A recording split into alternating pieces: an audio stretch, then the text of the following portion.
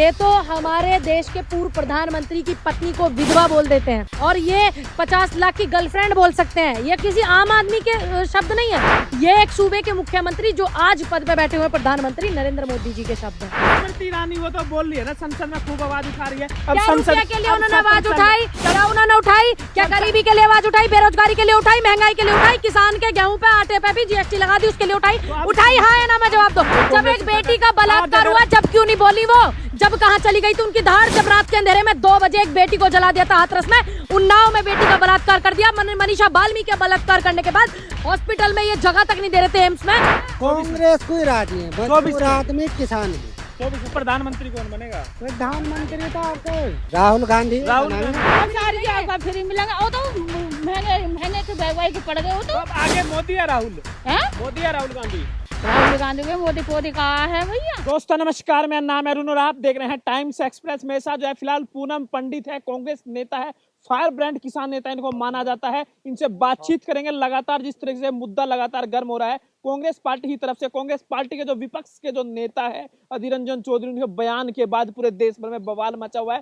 Congress party को दलित विरोधी, महिला विरोधी, आदिवासी विरोधी का जो है टैग दिया जा रहा है। पूनम पंडित से बातचीत कर लेते हैं क्योंकि जो है खुद कांग्रेस की नेता है और युवा नेता है। आप कैसे देख रहे हैं? आप खुद भी एक महिला है और कहा जा रहा है कि भाई अपमान हुआ है, दलित महिला को लेकर कहा जा रहा है कि ये दलित विरोधी है और आदिवासी महिला का अपमान हुआ है। कैसे आप देख रहे हो जो कि देश की राष्ट्रपति है? देखिए, सबसे पहले राष्ट्रपति बनाया प्रतिभा जी जो पाटिल जी जो थी, उनको किस पार्टी ने बनाया? जी कांग्रेस ने। हाँ। और वो किस समुदाय से आती थी? हाँ। दलित। तो आदिवासी एक राष्ट्रपति बन गई, विपक्ष की अगर वो उम्मीदवार थी, मेरी पूरी तो बात आपको नहीं वो हुई पच है। नहीं रहा है, पच अगर नहीं रहा है। इनको आदिवासियों से इतना प्यार होता तो मध्य प्रदेश में 19 साल से लगभग बीजेपी की सरकार है, शिवराज मुख्यमंत्री है वहां के, उन्होंने उनको पुनर्वास भी नहीं दिया है जो आदिवासी है। मैं आपको इनकी बात का जवाब दूं। दूसरी बात, मिस्टेक किसने की? अधीर रंजन चौधरी ने। गलती कौन मानेगा? अधीर रंजन चौधरी जी। ठीक। और किससे मिस्टेक उन्होंने किससे की है? राष्ट्रपति जी से। तो अधीर रंजन चौधरी जो है गलती मांगेंगे राष्ट्रपति जी से, ना कि भारतीय जनता पार्टी के चमचों से। मैं आपको ये बात एक सोनिया गांधी माफी मांगेंगी। दूसरी बात, सोनिया गांधी जी क्यों मांगेंगी? क्या पार्टी की अध्यक्ष है, पार्टी की जिम्मेदार है, और अगर पार्टी का कोई नेता इस तरह की गलती करेगा, और कोई छोटा मोटा नेता, कोई कार्यकर्ता नहीं है, वो विपक्ष के नेता है, वो सदन के नेता है, हमारी भी राष्ट्रपति है, हमारी भी राष्ट्रपति है। देखिए, विपक्ष की बेशक है, लेकिन जब वो एक राष्ट्रपति चुन लिया उन्होंने देश ने, अधीर रंजन चौधरी को लेकर, अधीर रंजन चौधरी, मैं राष्ट्रपति जी की बात कर रही हूँ, तो वो हमारी भी नेता है। ठीक। रही बात, मैंने ये नहीं कहा कि अधीर रंजन जी ने जो किया है वो सही है, बिल्कुल भी नहीं, गलत है। उनके गलती इंसान से होती है। ये तो हमारे देश के पूर्व प्रधानमंत्री की पत्नी को विधवा बोल देते हैं। ठीक। और ये 50 लाख की गर्लफ्रेंड बोल सकते हैं। ये किसी आम आदमी के शब्द नहीं है, ये एक सूबे के मुख्यमंत्री जो आज पद पे बैठे हुए प्रधानमंत्री नरेंद्र मोदी जी के शब्द हैं। ठीक है। हाँ, सुन लीजिए।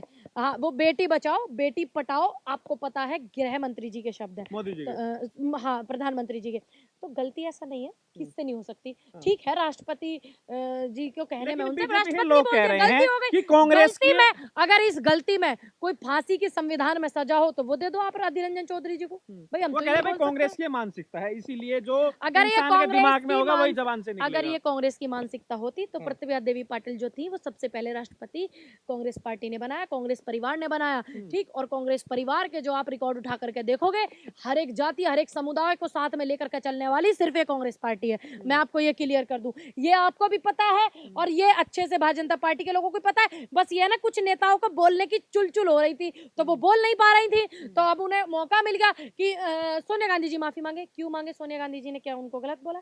सोनिया गांधी जो है, अधीर रंजन चौधरी जो है कांग्रेस नहीं है, अधीर रंजन चौधरी कांग्रेस की पार्टी में है। नेता गौरव गोगोई वो कह रहे हैं कि जो ये संसद है तो प्रधानमंत्री का महल बन गया है, लोकतंत्र खत्म हो गया है। आप कह रहे हैं लोकतंत्र खत्म हो गया है? लोकतंत्र तो सबको पता है खत्म ही होता नजर आ रहा है, सबको दिख रहा है। लोकतंत्र में आपने चुनाव किस लिए लड़ा फिर, अगर लोकतंत्र नहीं है? सुन लीजिए।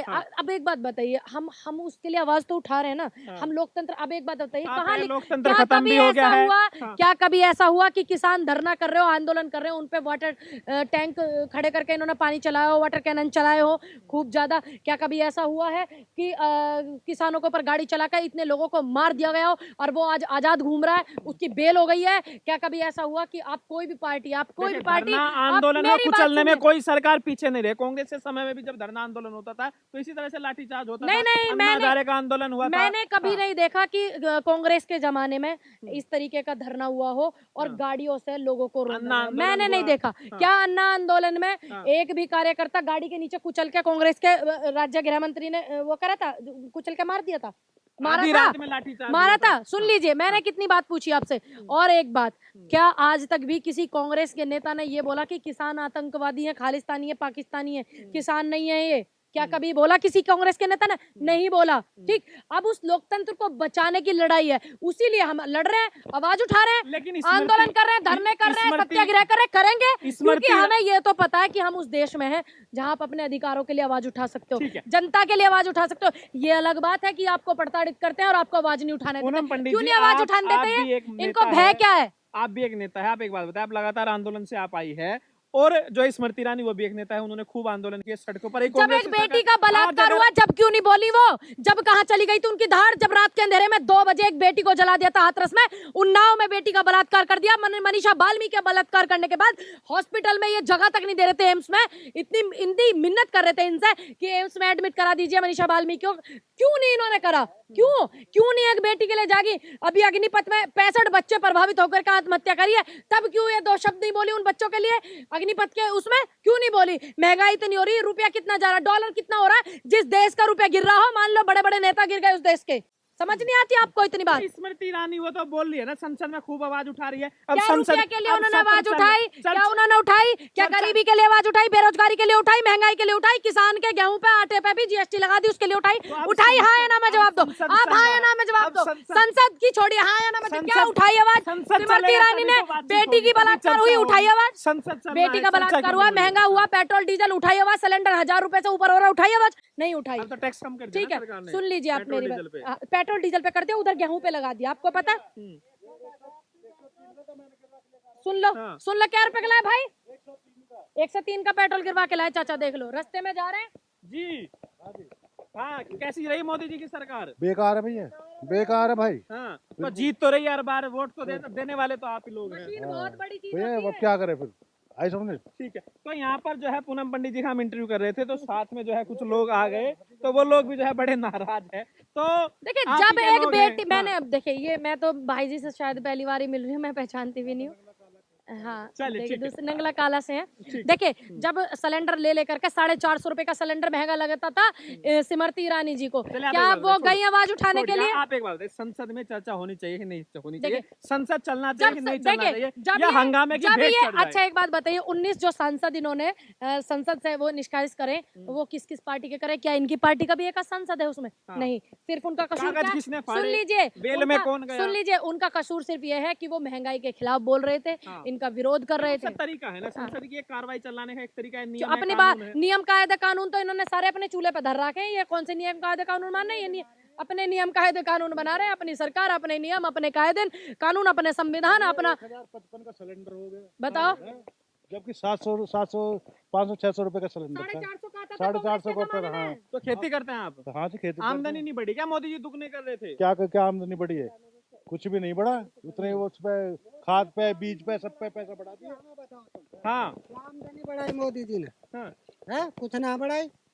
इतने नाराज हो गया मोदी जी? नाराज तो है। अब 24 में किसको लेकर आओगे? 24 में किसको लेकर आओगे? हम तो देखो तो हाँ, कांग्रेस को ही राजी है, मजदूर आदमी, किसान भी। 24 में प्रधानमंत्री कौन बनेगा? प्रधानमंत्री तो आपका राहुल गांधी। तो ये जो है आप देखिए, पूनम पंडित जी के क्षेत्र में आप असर देखिए, कांग्रेस पार्टी कहीं हो या ना हो, लेकिन पूनम पंडित जी के क्षेत्र में जरूर तो अच्छी बात है। हाँ। देखिए, वो मेरे से उम्र में बड़े, मैं तो उनकी बेटी जैसी हूँ। उन्होंने अच्छा बुरा सब समय देखा, उन्होंने कांग्रेस का भी समय देखा हुआ, उम्र से आपको लगी रहा है, उन्होंने बीजेपी का भी समय देखा हुआ है, उन्होंने हमारे क्षेत्र में उम्र में काफी बड़े हैं, तो उन्होंने हर समय देखा हुआ है, तो उनको हमसे ज्यादा बेहतर पता है। हमारे बुजुर्ग ये कह करके गए थे कि आप इन्हें वोट न दियो बीजेपी वालों को, लेकिन हम जैसे युवा ना 2014 में 2019 के चुनाव में वोट देकर के इनको जिता दिया। अपने बुजुर्ग, हाँ मैंने वोट दी, हाँ 2019 में वोट दिया मैंने। मैं तो सच भाई, मैं झूठ नहीं, मैंने तो आंदोलन में बोला कि मैंने भी वोट दे रखा, तो ये गलती हो गई। पछतावा होता हाँ, है। पछतावा होता बिल्कुल होता। हमने अपने बुजुर्गों की बात नहीं मानी, हाँ। हमने अपने माँ बाप की जो बात नहीं मानी, तो ये पछतावा, अपने दादा दादाओं की बात नहीं मानी, ये हमारी गलती है। उसी गलती का खामियाजा हम क्या भुगत आपको लग रहे। रहा है? फिर अब हम समझ में आ रहा कि इतने सालों से ये बीजेपी पार्टी कंटिन्यू क्यों नहीं आई, जिस इसलिए तरह नहीं से आई थी। बेरोजगारी बढ़ रही है और जो गैस सिलेंडर पे जो है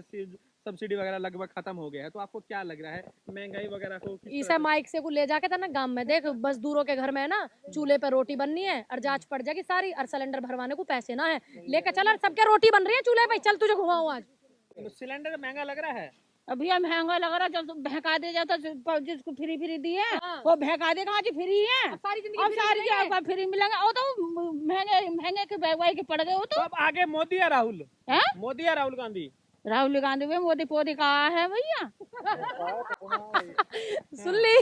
मोदी पोदी कुछ ना भी कुछ करो ही ना, तो हम क्या में कहा, अच्छा, बताओ क्या फायदा को वो तो कह रहे पूरी दुनिया में नाम है मोदी का। पूरी दुनिया बेरोजगारी में है, बेरोजगारियों में, बेटियों के बलात्कार हो जावे, उन्हें रात को अंधेरे में 2 बजे जला दे में, रुपया गिर रहा है वो उसमें है। लेकिन पूनम पंडित जी, मेरा आपसे एक सवाल है, जी। आज आप जिस तरह से बोल रहे हैं, क्या मैं तो हमेशा आने बोलती वाले रहूं। समय में पूनम पंडित बीजेपी में नहीं जाएगी? इस बात की कोई अब गारंटी किसी नेता की नहीं रहेगी। देखिए मेरी बात सुनिए, हाँ। जब मेरे को इतना प्रताड़ित करा गया, मेरा पोस्टर भी वायरल करके बीजेपी एजेंट है ये वो, इसको किसान भी नकार देंगे और इधर से ये भी हो जाएगा वो भी हो जाएगा, तो तब मेरे अंदर झेलने की सहनशीलता शक्ति थी, तब मैं बीजेपी में नहीं गई। सोचिए आप, तब मैं बीजेपी में नहीं गई, जब मुझे इतना परेशान करा गया, बहुत सारे लोगों ने मेरे विरोध में वीडियो बनाई, मेरे से कुछ किसान भी नाराज हुए। से तो सरकार की सरकार पलट जा रही है आजकल। देखिए सरकार की सरकार है, सारा सिस्टम इनका, कानून इनका, सारे संगठन पंगठन सारे सिस्टम इनके, क्या कर लोगे आप? इस तरीके से इन्होंने जो काबिज करके बैठे हैं, ये विपक्ष कमजोर जो होना, ये विपक्ष की वो नहीं है, इसमें की नुकसान है, ये देश की जनता का नुकसान है, आपको क्योंकि जब विपक्ष कमजोर होता है ना, तो देश की जनता कमजोर होती है, और विपक्ष ही एक ऐसा वो होता है कि जो जनता के सवाल, जनता की परेशानी उठा सके। दूसरी बात, एक यही सरकार थी जब पंडित जी जो थे, नेहरू जी, पूर्ण बहुमत से सरकार आई और अपने दो मंत्रियों का इस्तीफा करवा करके और भारतीय जनता पार्टी के 2 नेताओं को अपने उसमें जो है कि नहीं, विपक्ष कमजोर नहीं होना चाहिए, ये सोच नेहरू जी की थी, ये सोच गांधी परिवार की थी, ये सोच सिर्फ उन्हीं की हो सकती है और किसी की औकात नहीं है कि ऐसी सोच रखें। सोनिया राहुल गांधी है, ईडी उनकी जांच कर रही है। अरे कर रही है तो करो, हमने कब बोला मत करो, हमने बोला नहीं करो, ये सिर्फ परेशान करना और मुद्दे से भटकाना, ये आज का मुद्दा नहीं है। तो आपको क्या लगेगा, क्योंकि जिस तरह से आप कह रहे हैं कि भाई सोनिया गांधी की जांच चल रही है, उससे कोई दिक्कत नहीं है। हमें तो पता, हमारी नेता प्रत्यक्ष को प्रमाण पत्र की जरूरत नहीं है, हमारी वो नेता है, बाकी कोई दिक्कत नहीं है, कोई टेंशन नहीं है, क्योंकि 2016 में इसी केस में क्लीन चिट मिल गई थी, सबको पता है, ठीक। और ये आज का मुद्दा नहीं उठा रहे हैं, ये कब का मुद्दा उठा रहे हैं, आज सोचिए कब का उठा रहे हैं। जैसे पप्पू यादव जो है, उनके 32 साल पहले केस को इन्होंने उठाया चुनाव के दौरान, जब वो गरीबों की मदद कर रहे थे कोरोना में और बाढ़ में, तो इन्होंने पप्पू यादव को कस्टडी कर दी थी, क्योंकि ये तो लोगों की मदद भी नहीं करने देना चाहते। वही मुद्दा यहाँ पर है, जनता की आवाज अकेला कौन उठा रहा है? राहुल गांधी। अकेला कौन उठा रहा है? कांग्रेस। कौन उठा रहा है? वो कह रहे सभी को पता बीजेपी में जो है घोटाला नहीं होता है, बीजेपी जो है साफ सुथरी पार्टी है, कोई घोटाला नहीं है। इतनी साफ सुथरी हमने भी नहीं देखी। मथुरा में जब इनकी पार्टी के नेताओं के नाम पे जमीन निकली 18 मिनट में 2 करोड़ की, और 10 मिनट जन 8 मिनट बाद ही 18 करोड़ की जन अयोध्या में, है ना। तो आप सोचिए कितने करप्ट। अभी आपको पता है, पहली बारिश में 14,000 करोड़ के आसपास की लागत का लगा हुआ हाईवे धस गया, बुंदेलखंड हाईवे, और वो एटा में भी धस गया, 14,000 करोड़ की लागत, ठीक। और बैंक में आप पैसे निकालो तो तुम्हारे पैसे कटे, और बैंक में डालो तो तुम्हारे पैसे कटे, बैंक में पैसे हो तो कटे, ना हो तो कटे। क्यों? क्योंकि इनके जो भिख मंगे हुए भगे हैं ना, मालिया पालिया, उनके कर्ज को हम चुका रहे हैं। 2024 में काशी मथुरा का भी मुद्दा आने वाला है, कैसे आप देखिए मेरी बात, देखिए मैं कोर्ट के नियम को बहुत ज्यादा मानती हूँ, मैं संविधान को मानती हूँ। बाबा साहब जो संविधान दे करके गए, जिस संविधान पे हाथ रख करके लोग कसमें खाते हैं, जिस संविधान की बात करते हैं बड़े बड़े नेता, प्रधानमंत्री, राष्ट्रपति तक, तो मैं उस संविधान का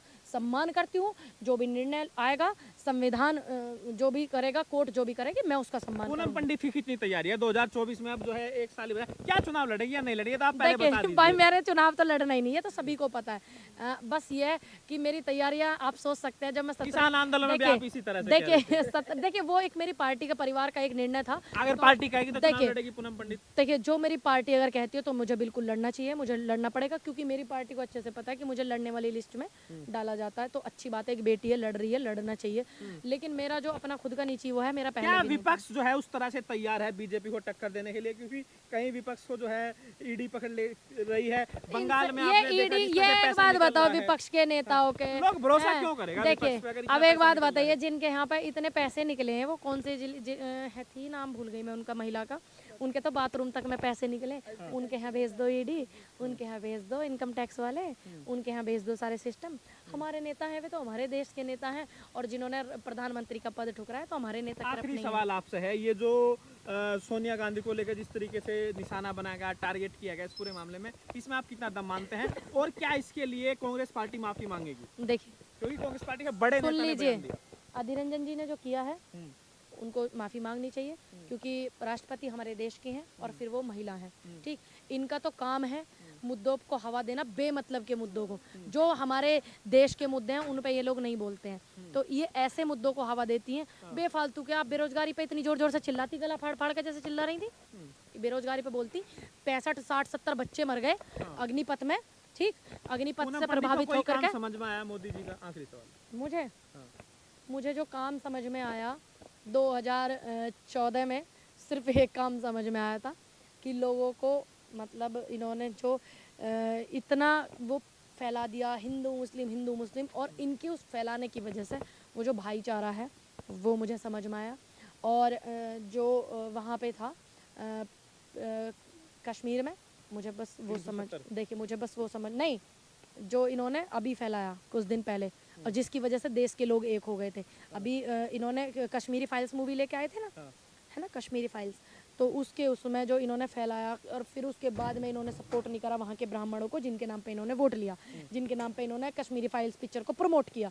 ठीक है, तो वो मुझे समझ में आया कि हाँ, ये लोग सिर्फ इतना ही कर सकते हैं, इनकी हैसियत ही इतनी है और ये यहीं तक सीमित है। रही बात कुछ अच्छी चीज़ें जो हैं, वो अच्छी चीज़ें शुरू में जो करी थी एक दो, मुझे वो समझ में आई, एक दो जो चीज़ें अच्छी करी। ठीक है, तो ये थी मेरे साथ पूनम पंडित ने। साफ तौर से कहना है आज जो महंगाई का मुद्दा है, बेरोजगारी का मुद्दा है, उस पर चर्चा होनी चाहिए। और जो 370 वाला मैटर जो है अच्छा था, मन बहलाने के लिए गालिब ख्वाब अच्छा है, सिर्फ ख्वाब अच्छा है, लेकिन वहाँ किस ने प्लॉट लिए, कौन लेगा वहाँ प्लॉट? आप लेंगे? गरीब आदमी नहीं लेगा। हालात सुधरे हैं? नहीं सुधरे। गरीब नहीं लेगा वहाँ प्लॉट, कौन लेगा? बड़े बड़े उद्योगपति, जिनके फार्म हाउस बनेंगे, जिनके सोसाइटीज बनेंगी, फ्लैट बनेंगे। ठीक, लेकिन जो आम जनता के हालात हैं, अभी एक ब्राह्मण बेटी शिक्षक थी और उसकी हत्या कर दी गई, और आंदोलन कर रहे थे ब्राह्मण बैठ करके, इन्होंने क्या वो हालात सुधरे? आंदोलन करने का मौका दिया इन्होंने, नागरिकता छोड़कर जा रहे हैं, आंकड़ा तो वो अब सोचिए, देखिए सोचिए, और वेटिंग देखिए आप कितनी है। जो चले गए 3 साल में वो तो रिकॉर्ड में आ गया, लेकिन वेटिंग देखिए बाहर जाने के लोगों की, सेटल होने की क्यों है? जब आपके देश में आप सुरक्षित हैं, आपके देश में आपको इतना सम्मान मिला, तो आप क्यों जाएंगे? लेकिन हम उन छोड़ने वालों से बस यही बोलेंगे कि हम इस देश के वासी हैं, हम इस मिट्टी में अपनी सांसें तोड़ना पसंद करेंगे, लेकिन हम अपना देश छोड़ करके नहीं जाएंगे। हमारा देश है, हमें जो है परिस्थितियों से लड़ना चाहिए, देश छोड़कर नहीं जाना चाहिए। तो मेरे साथ पूनम पंडित ने साफ तौर से कहना है जिस तरह के हालात खराब हुए हैं, उसके पीछे अगर कोई है तो केंद्र की मोदी सरकार है और बीजेपी का फेलियर है, और सिस्टम जिस तरह से फेल हुआ है उसके पीछे जो है मोदी सरकार है। आपकी क्या राय है जरूर बताएं, वीडियो को लाइक कीजिए और टाइम्स एक्सप्रेस को सब्सक्राइब कीजिए।